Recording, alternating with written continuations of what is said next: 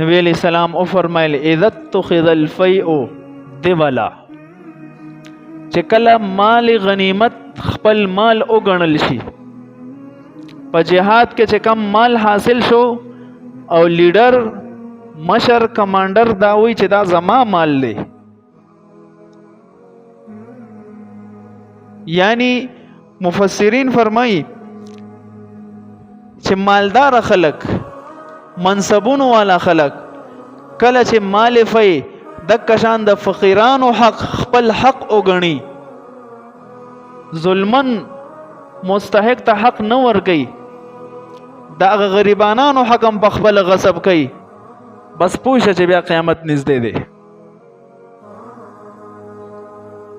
اذا اتخذ الفیء دولا والامانه مغنما، امانتونه بس هم خپل غنیمت ګڼل کېږي. مجاهدینو ته غنیمت میلو شي نو دې کې د هر مجاهد حصہ وي، نو چا سره چې امانت کې دی وی بس دام زما حق ته، بس پکې به تصرفات کوي، دا هم د قیامت علامت ده. مؤمن سړی بچر ته هم په پردي مال کې تصرف نه کوي. والزکات مغرمه، او زکات په تاوان ګڼل کېږي.